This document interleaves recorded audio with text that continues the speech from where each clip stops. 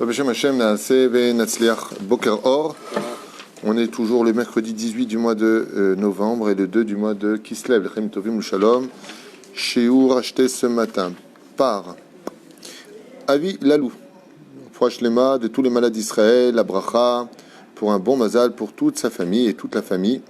Bezrat Hashem Lalou Ufren Kol Am Israël. Bracha Vatzlacha Tisken Mizot Masim Tovim. C'est ton frère. Yofi, on est avec Rabbi Nachman ce matin. Shiniske, chez Sruto, Yagen Alnu, Ve'avilenu Geoula Shtema, Ad Belidai.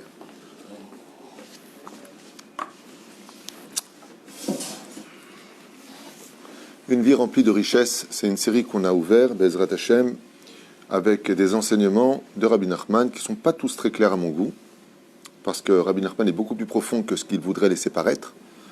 Et même si je remarque avec l'humilité que une grande partie des enseignements du Sefer Amidot viennent de la Gemara. La source qu'il prend vient essentiellement de la Gemara. Donc on a vu ensemble dans cette série que il y a des choses qui ouvrent les portes du Mazal et de la Parnassa, et il y a des actions, des paroles ou des pensées qui peuvent fermer les portes de la Parnassa. C'est-à-dire que, comme vous le savez, En Mazal Israël, ça veut dire quoi En Mazal Israël? Befedai qu'on a un Mazal. Encore une fois, on va parvenir sur ce sujet-là. Il faudrait être, encore une fois, vraiment stupide pour ne pas comprendre ce que dit la Gemara dans Masechet Shabbat 156 Amoud Aleph. Marloket Rabbi Hanina, sur qu'est-ce que ça veut dire si oui ou non un Mazal. En Mazal Israël, Yesh Mazal Israël, c'est le Marloket. Ça veut dire est-ce qu'on peut ou pas changer notre Mazal. Mais Befedai qu'on a tous un Mazal. C'est pour ça qu'on dit d'ailleurs toute la journée quand il y a une bonne nouvelle, Mazal Tov, Tov, Shei Tov. Chez Rabou Ma'etzare Aïn, Rabou Amikapheim Parnasato Shel Adam. Un homme doit aussi se méfier, en d'autres termes, de l'Aïnara, des mauvaises personnes. Une des choses qui donne la réussite dans le domaine du Mazal, c'est éviter de trop parler. J'ai réussi, j'ai acheté, j'ai donné, j'ai. Parle pas trop. Lama, parce que non seulement l'Aïnara est capable de ruiner un homme, Rav Yosef dit dans la Gemara que En Mahala et l'Aïnara. En général, la majeure partie des maladies que nous avons viennent de l'Aïnara. Alors très souvent, on a pour tendance, à propos de l'Aïnara, de dire tiens, c'est lui. Alors ce que ne savent pas les gens, c'est qu'on peut, il n'y a pas, comme le Ben Israël le dit lui-même, il n'y a pas un plus grand porteur d'Aïnara que nous-mêmes. On se met l'œil. Ah, j'ai acheté un frigidaire, une bombe, fait des glaçons tout seul. Ah, un cara. Oh punaise, on m'a mis l'œil. Non, tu t'es mis l'œil. Arrête de te vanter, de parler.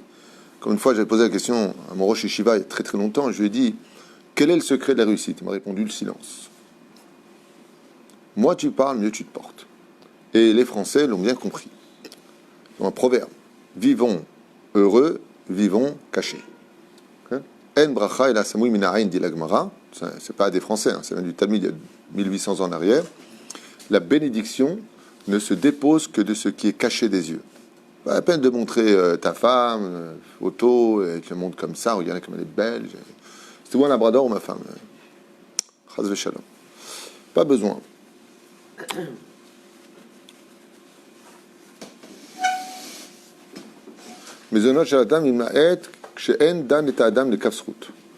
Alors, écoutez bien cette phrase, parce qu'elle va nous aider à devenir meilleurs.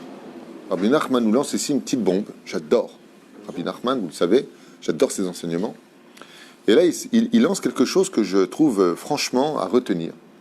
Donc pour ceux qui sont restés, parce qu'il y en a qui sont partis travailler, et ceux qui nous écoutent, Mezonotav shel Adam nitma'et. Vous verrez votre parnassa se diminuer par manque d'avoir jugé votre prochain du bon côté. Je m'explique. Oui, ça veut dire que si on juge tout le temps avec critique, et c'est exactement ce qui se passe de nos jours, dès qu'il y a quelque chose, pas que c'est l'occasion de vomir sur la personne, on ne le juge pas les kafsrout. Des fois la personne ne pouvait pas, des fois il y a eu des problèmes, des fois, peu importe. On met Rabbi Nachman, Mezonotav shel Adam, la parnassa de l'homme, nitma'et, elle se raccourcit du fait qu'il ne juge pas son prochain avec plus de mérite. Tout le temps des accusations, du lachonara, du motzi shemra, et toi, que de la critique. Il est bicorti du matin au soir. Ces gens-là, non seulement Dieu retire la bénédiction de ce qu'ils gagnent, Mais s'ils persistent, dit Rabbi Nachman, Dieu va diminuer leurs entrées. Lama, parce que vous avez une bouche plus sale que des toilettes. Donc, si je vais dans le sens contraire, quel est un des meilleurs processus pour avoir une meilleure parnassa? Juger les kafsrou, trouver du mérite à tout le monde. Arrêtez de constamment dire celui-là, et celui-là, de toute façon celui-là, tu vas pas celui-là. Trouver les qualités des gens. En plus, ça les... Absolument.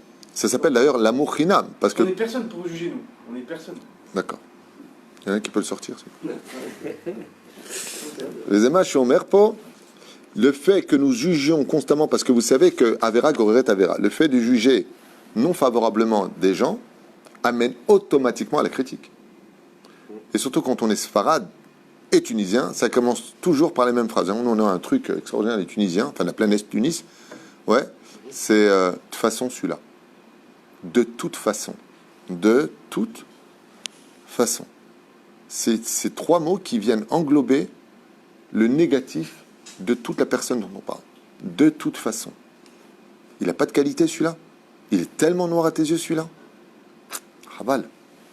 Raval. Chaque fois que je pense à ça, je pense au Rabbi Lubavitch. Il a reçu des kofrim Batora, il a reçu des gens Hashem Ishmael Virahem. Toujours un bel accueil, toujours le sourire, toujours avoir la qualité de ce qu'il avait. Et quand il tombait sur des gens, mais complètement assimilés, complètement à l'ouest, mais complètement, qu'est-ce qu'il leur disait? Vous êtes malade. Il dit, non, non, je ne suis pas malade. Il dit, votre âme est malade, je vais prier pour vous.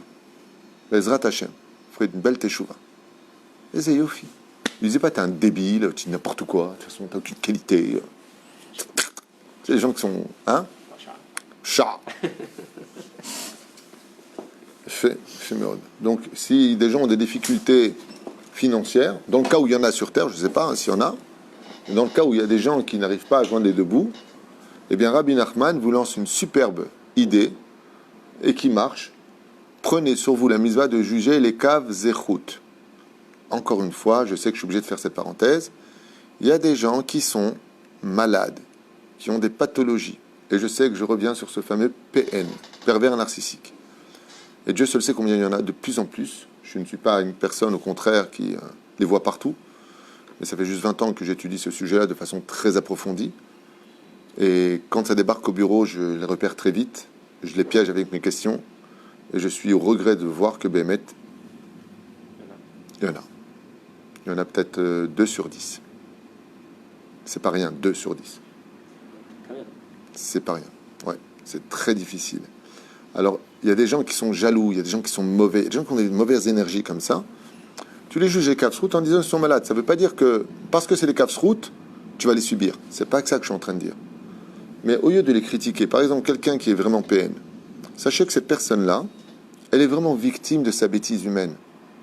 Elle a une écorce sur son cœur qui ne lui donne aucune sensibilité, empathie pour la société dans laquelle il vit, ni pour ses enfants, ni pour son conjoint, pour ses parents. Il n'y a pas. Et si vous aviez cette clipa sur le cœur, vous seriez comme lui. C'est ça qu'on appelle les kav zéchout. C'est comme une personne qui est schizophrène, persuadée qu'on le poursuit, persuadée qu'il entend des voix, et il peut passer à une situation de débilité dans son comportement, trouble du comportement. Mais il est malade. Il est tout simplement malade. Tu ne peux pas lui en vouloir, il est malade. Parce que si tu étais toi aussi schizophrène, tu serais comme lui. Vous voyez ce que ça veut dire? C'est le paranoïa. Il y a cette notion de paranoïa, mais il faut savoir que le schizophrène est empreint de paranoïa. Je vous l'affirme. D'entendre des voix ou de se sentir suivi, c'est de la schizophrénie aussi. C'est une des branches de la schizophrénie. Donc il faut savoir que la paranoïa touche aussi le schizophrène, à un certain degré. Okay. Mais par contre, celui qui n'a que ça, on appelle ça un paranoïa.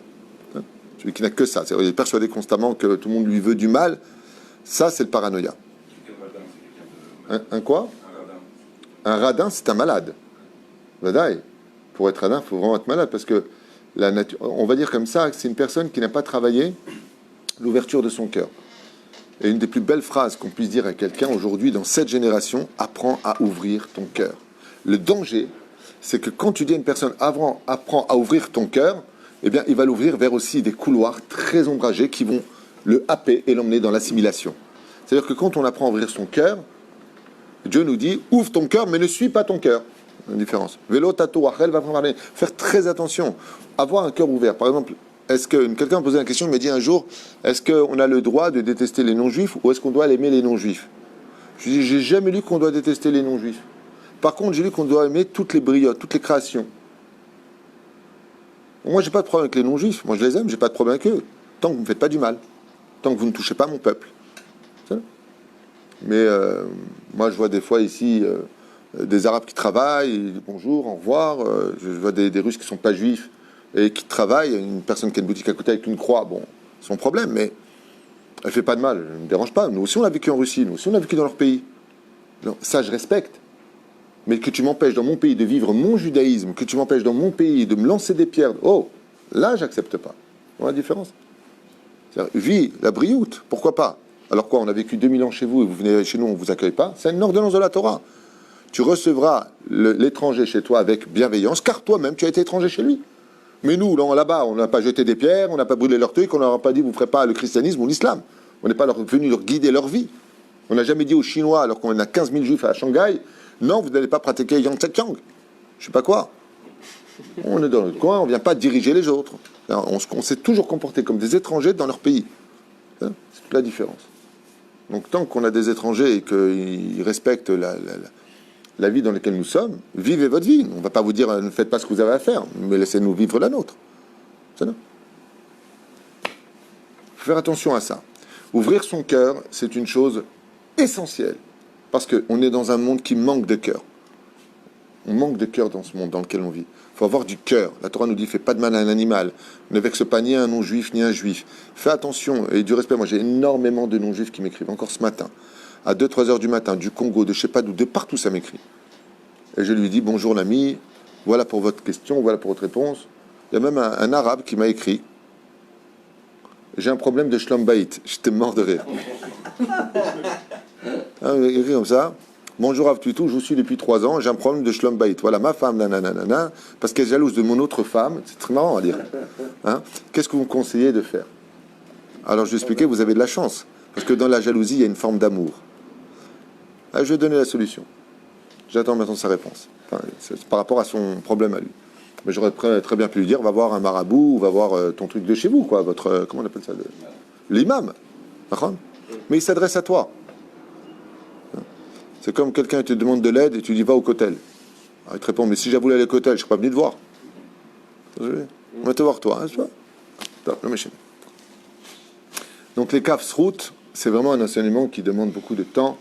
Comment on peut y arriver? Parce que c'est facile de dire, juger les casse-croûtes, hein, les caves zéchout, c'est un jeu de mots, les casse-croûtes, c'est extrêmement dur. Alors, je vais vous donner 3 remèdes pour pouvoir y arriver. Comment juger les caves zéchout? Première règle, derrière tout homme se cache un plan divin. C'est la première des règles. Derrière tout homme, si le bâton frappe, c'est parce que quelqu'un le tient. En d'autres termes, derrière tout homme, toute belle-mère, tout beau-père, toute relation familiale ou sociale ou professionnelle, se cache un plan divin. Je vous pose une question. Si vous voyez une personne devant vous avec Rabbi Nachman qui est juste derrière et qui lui met la main sur l'épaule et que cette personne vous insulte, comment vous allez réagir devant cette personne qui vous insulte avec Rabbi Nachman ou le Rabbi Lubavitch ou le Rav Ovadia Yosef qui est juste à côté? Comment vous allez réagir? Vous allez là jouer le tzaddik, style je prends sur moi l'insulte que je viens de prendre. Nachman, pourquoi? T'as les boules, t'as le Rav devant toi, tu vas pas te la ramener. Tu veux faire bon profil, style San Parito Santo, je prends Be'ava. Il dit, sache une chose, il n'y a pas un doigt qui se lève si du ciel on ne le permet pas. Première règle de la vie, quand quelqu'un vient de casser les pieds ou qu'il y a quoi que ce soit, la première des règles, c'est de savoir que derrière lui, il y a Dieu, il y a un plan divin. Donc, réagis par rapport à ça. Deuxième règle, quand j'ai réagi intelligemment. Deuxième règle pour juger les caves zéchout. Te renseigner, poser des questions. Comme une fois, ça m'est arrivé il y a longtemps de cela, à peu près une 20aine d'années, où quelqu'un m'avait injurié à Jérusalem et il attendait ma réaction. Et je lui ai dit, tu as dû beaucoup souffrir dans ta jeunesse pour être descendu aussi bas. Il a éclaté en larmes. Je lui ai touché un point sensible. Je lui ai dit, pour être aussi bas dans ta façon de parler, tu as dû beaucoup souffrir dans ta jeunesse. Bon, elle aurait pu tomber sur quelqu'un qui m'aurait aussi craché au visage. Après ça, hein, c'est... Aval, ce que j'ai voulu lui faire comprendre, c'est que pour juger les kavsrout, quand tu lis la Mishnah dans Masechet Avot qui te dit « Eve dan et kol ha-adam le kavzechut », le mot « kol », il est en trop, tout. De là, on t'apprend. Si tu veux juger une personne, les kavsrout, il faut que tu connaisses toute sa vie. Si tu ne connais pas sa vie, tu ne peux pas le juger, les kavsrout. Mais quand tu apprends que cette personne-là, il n'a pas eu d'amour de son père, par exemple, qu'il a été avec une fille qui a profité de lui, et en fin de compte qu'il a jeté parce qu'elle a trompé avec son meilleur ami. Quand tu vois qu'au travail, il a pris des gens qui étaient à la rue, et ces mêmes gens, une fois qu'ils ont pris le métier, ils ont ouvert concurrent lui prenant tous ses clients. La personne, elle est remplie d'amertume. Donc toi, quand tu vas le rencontrer, tu vas te prendre toute son amertume au visage. Donc qu'est-ce que tu reçois? Toi, tu reçois le présent de ce qu'il est, un passé composé de douleur et de souffrance. Mais la reine, pour juger les kavsrout, il est impératif de dire pourquoi il est comme ça? Pourquoi il a de la haine vis-à-vis de tout le monde? Qu'est-ce qui s'est passé dans sa vie? Une fois que tu as les réponses, eh bien très souvent, écoutez bien ce que je vous dis, c'est un peu choquant à entendre, mais très souvent, nous-mêmes, on peut en arriver à lui dire, tu sais, je voulais te demander pardon, je ne savais pas tout ce qui t'était arrivé avant. Parce qu'on ne peut comprendre une personne que être kol, mais c'est kol, l'ensemble de sa vie, tu comprendras pourquoi il en est là. Quand il m'arrive dans mes rendez-vous de poser des questions sur le passé d'une personne, parce que je sens très très nerveux, très haineux. Et vous savez, mon Rav Tutou, moi j'ai grandi à la DAS, j'ai jamais connu mes parents, enfin ils m'ont abandonné. Je vais me débrouiller toute ma vie, je me suis fait, monsieur. Oui, monsieur, moi je me suis fait. Ils ont de la haine. Ils ont de la haine parce qu'ils ont été malmenés. Ça justifie rien, attention. Je suis contre cette idéologie gauchiste de toujours trouver du mérite à des mécréants de la société qui passent leur temps par haine et jalousie à brûler et à tuer, et à piller, et à dévaliser, à scandaliser. Je suis contre ça. Je trouve qu'ils n'ont pas de mérite. Mais je vais essayer comme de trouver une solution pour qu'ils soient. Mais la condamnation doit avoir lieu. Haine d'avoir casé. Le mec, il viole une femme et il dit « Ouais, mais il faut comprendre. Je n'en ai pas touché une depuis 10 ans. » Excuse-moi, mon pote, mais la fin ne justifie pas les moyens. Il faut faire attention à ça, parce que d'un côté, on peut devenir une espèce d'idéologie qui mène à la destruction de la société. Car une société qui se veut être équilibrée se doit d'avoir des règles et des principes de loi. Sinon, c'est la débandade. C'est plus que l'anarchie, c'est la débandade de la société. Tout descend. S'il n'y a pas de tête, un corps sans tête va. Vous avez déjà pris un poulet, vous lui coupez la tête, qu'est-ce qu'il fait le poulet? Il va dans tous les sens, il salit tous les lieux avec son sang qui gicle dans tous les sens, et il dégage ses plumes partout. En d'autres termes, il fait n'importe quoi, le poulet. Il n'y a rien de constructif. Par contre, un poulet qui a la tête sur les épaules, eh bien, il engendre des œufs, les œufs, on fait des omelettes, il donne un réveil au matin, cocorico, il réveille, comme dit la Gemara dans Maseret Brachot. Il a un rôle à jouer, pourtant c'est qu'un poulet. Chicken, c'est pas waouh, mais il a un rôle à jouer. La société dans laquelle on vit doit être jugée des kavsrout. Et des fois, les kavsrout, c'est de dire, jusqu'à ce que, Bémet, tu réalises que tu peux être mieux que ce que tu vaux. Et souvent, c'est une phrase qui calme. Tu vaux beaucoup plus que ce que tu laisses paraître. Alors, Bezrat Hashem, on peut augmenter les choses. Si la personne n'a pas de pathologie aiguë, ceci étant. Une personne qui est malade psychologiquement, c'est un trou dans l'eau. Ou c'est comme les tronmaïm, moudre de l'eau, si vous préférez. C'est exactement ce que fait Dieu avec nous. Quand il est miséricordieux, il nous juge bien, même si on n'est pas, on est rachat, on est peut tout pas. heureux. Chez Zerbib, il y a toujours une bienveillance. C'est vrai, mais c'est pas la même chose. Je vais expliquer pourquoi. La réflexion de Zerbib est extraordinaire. Il dit, alors, fin de compte, c'est comme Dieu qui juge les kavsrout. C'est pas tout à fait juste. Je vais expliquer pourquoi. Dieu peut se permettre de juger parce qu'il sait la finalité des choses. Par exemple, si Beroi HaKodesh, vous avez un conflit avec une personne, mais que vous venez de voir que dans 20 ans, cet homme-là va vous sauver la vie et qu'il va devenir votre meilleur ami. Comment vous allez juger 20 ans, donc avant? Bien ou mal? Bien. Bien. C'est ce que voit Dieu. La différence entre nous et Dieu, c'est que Dieu a la globalité des résultats finaux. Il sait où on va. Il sait qui nous sommes. Alors, c'est beaucoup plus simple de juger les kavsrout. Les kavsrout, c'est vraiment quelque chose qui a un apport par rapport à nous-mêmes. C'est-à-dire, quel rapport y a-t-il entre le fait de juger les kavsrout et Dieu? La réponse est la suivante. Si tu juges les kavsrout, je te jugerai les kavsrout, c'est tout. Mais on peut pas accorder à Dieu, en tout cas moi tel que je l'étudie, cette dimension de juger les kavsrout. Ben, il est Dieu. Et puis, si Dieu ne juge pas les Kavsrout, il ne fallait pas créer son monde. C'est la marque Katil et Shammai dans le Talmud. Ken. Absolument. Mida Keneged. Il ne fallait pas créer un monde avec un Yetzerara aussi virulent. Moi, je te dis franchement, aujourd'hui, quand un enfant naît, je regarde le ciel, je dis, mais Dieu, qu'est-ce que tu attends de cet enfant dans cette génération? À l'âge de 2 ans, on lui met un portable. À l'âge de 3 ans, il sait mettre un film interdit en route. Et à l'âge de 4 ans, il sait déjà comment on fait un gosse. Explique-moi, qu'est-ce que tu attends de cette génération? Quand tu sors dehors et que tu vois des professeurs qui ont peur de mettre une note à leurs élèves, de peur d'avoir les 4 pneus crevés, comment tu veux que ton enfant grandisse aujourd'hui?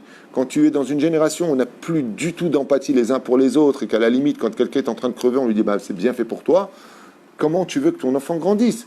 Donc il est obligé de mettre ce taveline de Kav Zechut dans une génération complètement perdue, même si elle n'est pas perdue, ceci étant Dieu est toujours là, mais qui va droit dans un mur. Hein, on sent qu'on arrive vers un entonnoir qui nous étouffe. On ne sait pas où on va demain. On ne sait pas ce qui va se passer en Europe, on ne sait pas ce qui va se passer en Israël, on ne sait pas où on va. On ne sait pas où on va. Quand vous voyez que dans la politique, par exemple, la défense de l'élection, c'est de dire combien l'autre est médiocre. Cette immoralité est tellement grave que je ne comprends même pas qu'on puisse l'accepter au sein de la société. Il est comme ça, et c'est vous qui vous avez mis, c'est lui qui vous a mis dans la panade, et c'est à cause de lui. D'accord, ça fait partie du passé. Toi, qu'est-ce que tu proposes? Tu veux qu'on vote pour toi? Qu'est-ce que toi tu proposes? Quel est ton plan de sortie de crise économique? Quel est ton plan de sortie de crise du corona? Comment toi, qu'est-ce que tu vends? Ben du vent. Mais comme j'ai rien à vendre, je vais critiquer l'autre. Et ça, c'est dommage. C'est dommage parce que vous avez remarqué qu'une fois que les gens qui sont élus, ils ont les rênes, ben ils font pas mieux que l'autre. C'est pour ça que ça change tout le temps. Ils font exactement la même chose parce que tu n'étais pas à sa place. Si on apprenait à avoir un peu plus de respect pour les gens qui nous ont précédés, pour la situation dans laquelle nous sommes, et pour les gens qui, des fois, font des faux pas, j'imagine tout à fait qu'on serait arrivé à des résultats beaucoup plus intéressants que de vendre du vent par la critique, et la critique, et la critique. Et ça se rapporte surtout au couple. D'accord ? Moi, j'ai souvent, dans une vie de couple, apprenez à vous juger particulièrement les Kavsrout. À moins que vous avez découvert que votre conjoint veut votre mort. Mais si ce n'est pas le cas, ouais, alors le Kavsrout, alors il est rentré en retard, alors il n'a pas descendu la poubelle, tu l'as demandé 3 fois. Là. T'as que ça, il y a que ça qui t'intéresse dans la vie. Alors ça se cache derrière toutes sortes de... En réalité, c'est pas que je veux qu'il descende la poubelle, j'aurais voulu qu'il m'écoute. Voilà, ça m'aurait fait plaisir qu'il laisse tomber la poubelle. Parce que je lui ai demandé s'il avait fait, ça m'aurait montré qu'il fait attention à moi.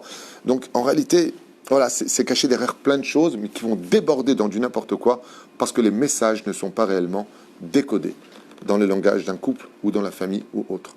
C'est-à-dire, on n'arrive pas à décoder que derrière, souvent, des demandes qui sont un petit peu dures ou déplacées, il y a juste une phrase qui veut dire « pense à moi, viens me prendre dans tes bras, n'oublie pas que je t'aime, n'oublie pas que je suis ta femme, n'oublie pas que je suis ton mari ». Style, c'est pas, je m'en fous de ça, hein. C'est pas ça qui m'intéressait, c'est que tu m'écoutes, que tu prêtes attention et que tu fasses ce que je te demande, parce que ça veut dire que si je te parle et que tu fais pas, j'existe pas dans ta vie. Et non pas, tu dois écouter parce que c'est moi qui commande. Donc, faire la différence entre cette situation du décodage du langage, comme une femme qui dit à son mari, de toute façon, j'en peux plus, va-t'en de la maison, je souffre trop. C'est une femme qui dit, je prends le cas d'une femme ou d'un homme, peu importe, en général, c'est souvent une femme qui dit ça. C'est une façon de dire, je veux surtout pas que tu partes, trouve les mots pour que justement tu viennes près de moi parce que j'en peux plus de ma solitude. Donc quand elle dit pars, ça veut dire en d'autres termes, de toute façon, je suis seul avec ou sans toi, donc pars. Elle est en train de lui dire, tu comprends pas combien je souffre de ma solitude, viens me prendre dans mes bras et répare ce qui me manque. J'ai besoin de toi, t'es mon mari, j'ai besoin de toi, donc ne pars surtout pas, mais trouve les mots qui me feront donner une raison que il y a une différence entre quand t'es là et quand t'es pas là.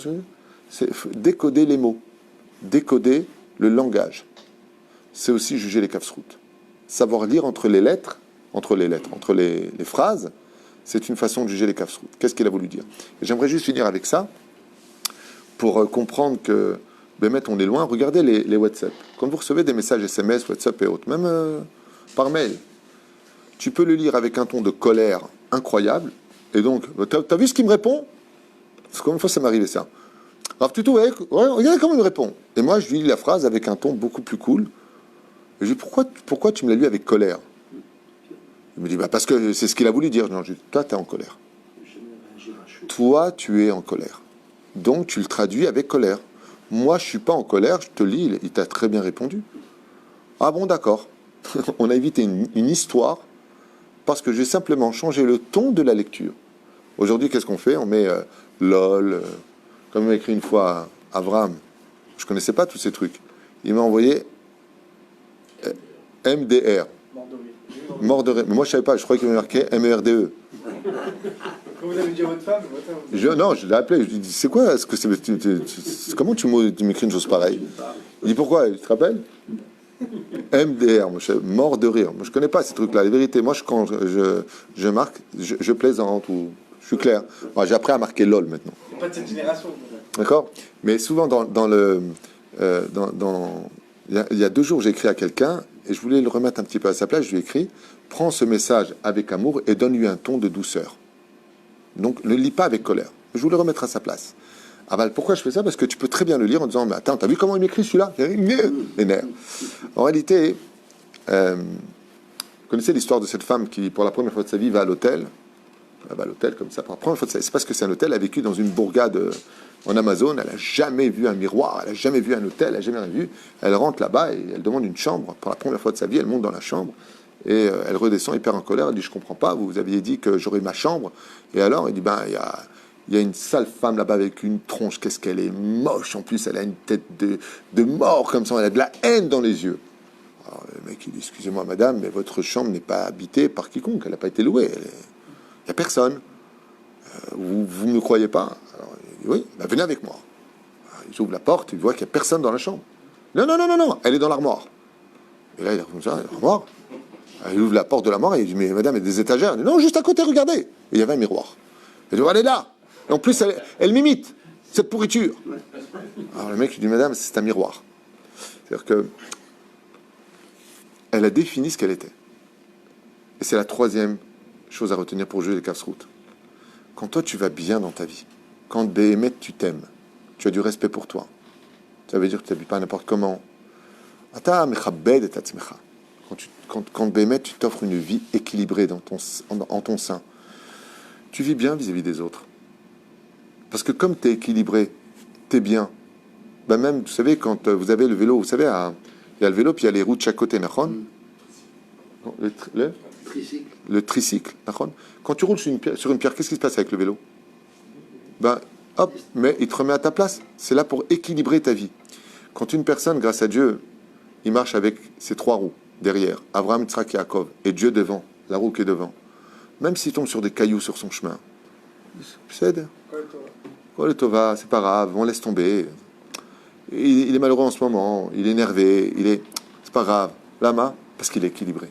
C'est vrai qu'on ne peut pas arriver à juger les Kafsrout quand soi-même on est énervé, quand on a un mal de vivre, quand on en a marre de sa vie, quand on est mal, quand on ne s'aime pas, on ne peut pas aimer l'autre, on ne peut pas juger l'autre favorablement. C'est la 3e chose. C'est pour ça que pour arriver à ces 3 dimensions, d'abord et avant tout, sache que derrière chaque personnage que tu rencontres, il y a juste Hachem qui est derrière. Deuxièmement, sache que pour juger une personne des Kafsrout, renseigne-toi sur pourquoi il en est arrivé à cette médiocrité. Et troisièmement, équilibre ta vie pour pouvoir trouver où était l'équilibre du déséquilibre de son comportement. Baruch Adonai Leolam. Amen. Et amen. Alors ce shiur-là était pour Avi Lalou et toute sa famille vers Am Israël.